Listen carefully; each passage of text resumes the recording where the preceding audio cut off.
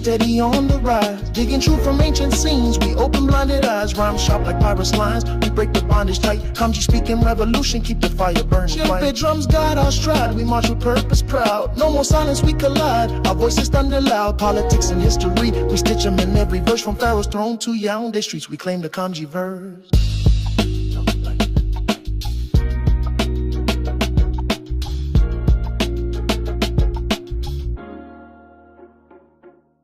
Africans everywhere deserve and must have reparations. Africans everywhere deserve and must have reparations. Africans everywhere deserve and must have reparations. Africans everywhere deserve and must have reparations. Africans everywhere deserve and must have reparations, but the white man may not give any of us reparations.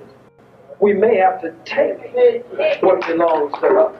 You sit around forever in inactivity waiting for some reparations. What's good, y'all? I want to just piggyback on my previous video, just discussing how FBAs lie about history. They lie about Black history, and they hate Black America. So these days you have the fecal brain assimilationist completely going against the mission of Black History Week, which became Black History Month, further refined as African Heritage Month by Dr. Manu Ampim out here in the Bay Area. These fecal brain assimilationists are completely lying about Black history because they're trying to separate Black history in the United States from the origin of Blackness itself, which would be the African continent. See, Carter G. Woodson wanted African Americans, American Africans, the descendants of Africans enslaved in the United States, to recognize continuities within the cultural systems of the diaspora and reconnect it to its origin on the African continent. So with respect to African Heritage Month, you had the valorization of the Haitian Revolution of 1804. You had the valorization of different nation states like the Wangara Inter-Empire or the Galanjam states on the African continent. You had the reverence for these different states to promote uplift and to promote positive interaction for Black people within the disunited snakes. Now, a lot of FBAs like to lie about history and they like to twist things. They like to flip-flop on things. Within the FBA site itself, you see that according to, Mr. Vincent Thomas, one of the stars on the FBA flag literally represents the Black explorers who settled in the Americas even before Columbus. This would be the Moors. If you're familiar with the Hidden Colors iconography or imagery, it literally uses the Moorish head. And if we were to look at Estevanico the Moor, this would literally be a Black immigrant. Someone who freely chose to settle within the United States. And, many of y'all who have been following these grifters, you do understand that literally the idea of promoting that not all Black people were slaves and that Black history didn't start with slavery is a pinnacle. It's a pivotal point and talking point that they use.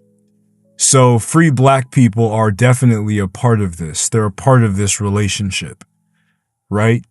Now, we discussed different texts that we were going to review in order to thoroughly analyze this fact that Black immigrants, these free Black people, are definitively part of the ancestry of the United States.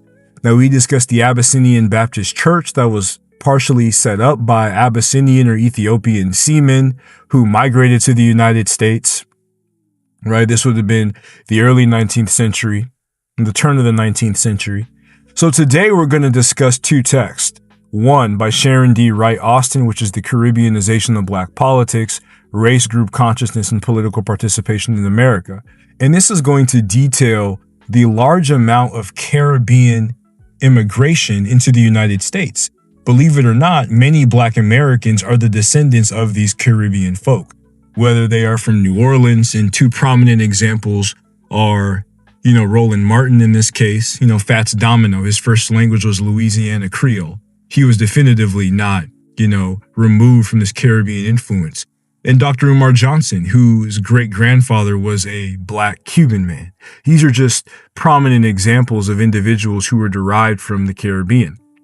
Now, when it comes to the politicization, not only are we going to document, the immigration to the Americas, but we're also going to document the ways that these Caribbean immigrants impacted the United States. So, one of the most prominent examples of this Black immigration is Pont du Sable, right? Count Pont du Sable, who was literally one of the founders of Chicago. He helped establish Chicago.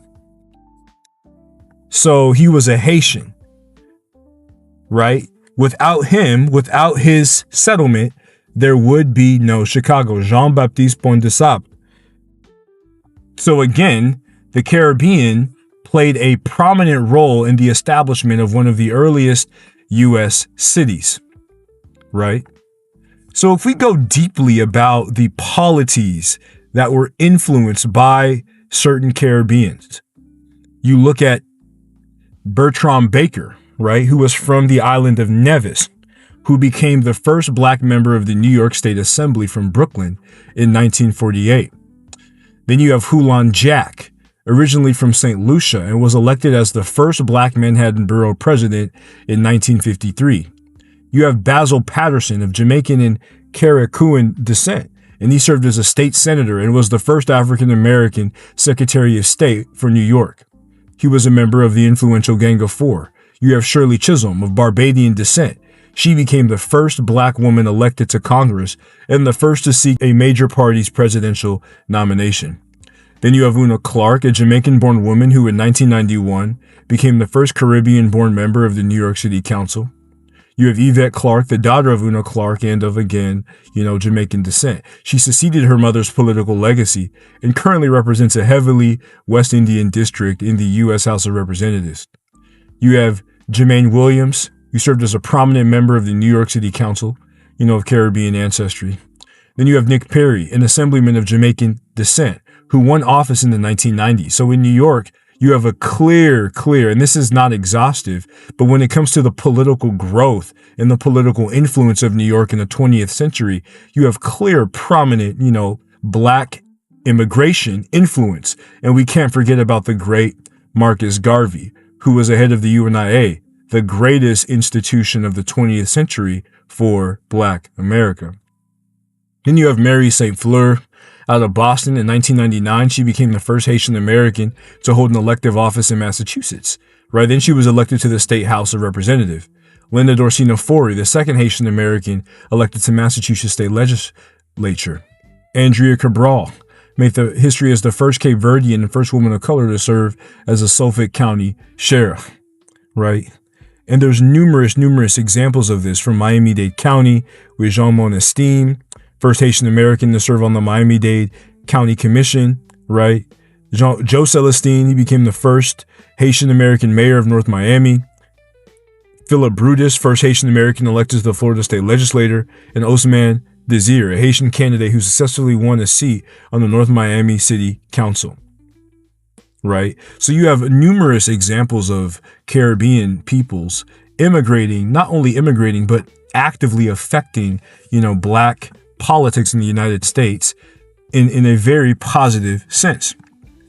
But then when we look at, the immigrants, these Black immigrants from Africa who came to the United States during the 19th and early 20th century. Now, these wouldn't be the involuntary immigrants who would be the enslaved Africans, but these were free Black folk who came to the United States, right? And this was largely because of they were engaging within Pan-African nationalism. They were educating themselves, and they were trying to build a united Black front. So you have Edna Holderness, and she was a Bassa woman from Liberia who was educated in mission schools and a Liberian college before speaking at an 1896 conference in Atlanta, right? And she was connected with Henry McNeil Turner and other ministers who were promoting Pan-African revolution, repatriation, and building a Black bond that went international. Then you have Chief Alfred Sam, right? And he's a Gold Coast, now Ghana leader who formed the Akim Trading Company and visited the United States, immigrated for a bit to work and collaborate and encourage Black Americans to immigrate to West Africa and build up West Africa. So again, you have a lot of fecal brain assimilationists who try to call, Chief Alfred Sam a scammer, the O'Henny, Alfred Sam a scammer, but he was actively engaged in building businesses both within the U.S. borders as well as West Africa. And he was promoting the entrepreneurial uplift identity spirit, that revolutionary uplift spirit among Black folk within America. So again, this is an example of positive interaction on the behalf of these Black immigrants, these African immigrants. You have George O'Markey, a Sierra Leonean, Salonian, who served as a representative for the UNIA and eventually settled within the United States as the organization's deputy potentate. Right, you have John O'Loob, a South African who attended high school at Oberlin and received a theology degree from Brooklyn Theological Seminary in the late 1890s. Again, you have South African immigrants coming in the late 1890s. You have Alfred Zuma, South African, who studied at Tuskegee and worked in Birmingham, Alabama, before continuing his studies in St. Paul, Minnesota. Right, he married Maddie Hall, a Black woman from the United States. So again, you had South Africans coming in the late 19th century and 20th century and intermingling, mixing with the descendants of Africans enslaved in the United States, American Africans, so-called Black Americans. He married a Black American named Maddie Hall. You have Kamba Simango, an immigrant from Mozambique who was educated at Talladega College. John Chilembwe, an immigrant from Nyasaland, now Malawi, who attended the theological school in Lynchburg, Virginia, and learned organization from the various groups of American Africans, of Black folk that he met in the South. And he used that to go back to Malawi to liberate his nation from British colonialism. Then you have James Quagier Agri, a prominent immigrant from Ghana who arrived in 1898. Then it was called Gold Coast. He attended Livingston College in North Carolina, and he married Rosebud Rudolph Douglas, an African-American teacher from Portsmouth, Virginia in 1905. So again, this is speaking about there's a lot of different Black Americans who have Black immigrant ancestry, who have African and Caribbean ancestry in the 19th and early 20th century. They just don't know it because there's that Great Brick Wall. You have Arisha Tuka Faduma, Sierra Leonean, Salonian, who studied at Yale Divinity School and lived in the United States for over 50 years. He married Henrietta Adams, a Black American woman from Georgia. This is another case of mixing of African immigrants, Black immigrants within early America. This would be the 19th century, into the 20th century for this particular case, mixing with Black Americans. You have Simbini Mamba Nkomo, an immigrant from Rhodesia, now Zimbabwe, who graduated from a Christian college in Illinois and became a professor of African history at Tuskegee. You have Charlotte Magne, a South African who studied under W.E.B. Du Bois at Wilberforce University in the 1890s. You have Adelaide Tansi, a South African student who attended Wilberforce University during the same period as Magne. Then you have Kathleen Eastman, a Sierra Leonean, who visited the United States in the 1920s to raise money for a girls' school through cultural lectures and performances. Deep Pan-African bonds. You have Emma Youngbloed Zinga, an immigrant from Congo, who was brought to study at Spelman College. She married an African-American man and remained in the United States. Then you have Saluka, the sister of Emma Youngbloed from the Congo, who also studied at Spelman. She married Dr. Andrew Holmes, a Black American from Fort Valley, Georgia, and remained in the country. Again, look, in the late 19th century to early 20th century, you had African immigrants coming in, two women from Congo who married African American men. There are many Black Americans today who descend from these women, these Congolese Black immigrants who came to the United States. Right? You have Flora Zeto, an immigrant from the Congo who studied at Spelman. She married Daniel Malakebu, an African American adopted son of Emma Delaney. This is another woman from Congo. There was a lot of women from Congo who were immigrating to the U.S. and marrying Black American men. You have Margaret Rattray Nkebani, one of several young women from the Congo brought by missionaries to study at Spelman College. Right? You have Lena Clark Vunga, another one of these Congolese girls. Then you have Claudius Clement, an immigrant from Sierra Leone, who was brought to the U.S. by a missionary and graduated from Hampton University. So there are numerous cases of these different Black immigrants coming to the United States and intermingling with individuals in the United States. Like Nnamdi Ezekwe, father of Nigeria, who studied at Howard and Lincoln, Hastings Banda, who studied at Central State University in Ohio, right? Mbonu Ejike studied at the University of Chicago. Prince Nwafọ Arizu, in the same vein, from Nigeria, who studied in the U.S., and on and on and on. There's numerous examples within this text by Namana Blyden, descendant of Edward Wilmot Blyden, about just the numerous cases of African or Black immigrants coming in early America. So it's easy to debunk, the fecal brain assimilationist lies if we just understand and study history. It's extremely easy to refute these different types of ideologues. And I just want y'all to stay strong and stay studied up, because we about to go way, way more deeper from where we got in here. So that's all I got for y'all on this. Hope to catch you on the next one. Peace. Let's go to Karma Green, we steady on the rise. Digging truth from ancient scenes, we open blinded eyes. Rhyme sharp like pirates' lines, we break the bondage tight. Kamji speaking revolution, keep the fire burning. Shit, drums guide our stride, we march with purpose proud. No more silence, we collide, our voices thunder loud. Politics and history, we stitch them in every verse. From Pharaoh's throne to Yaoundé streets, we claim the Kamji verse.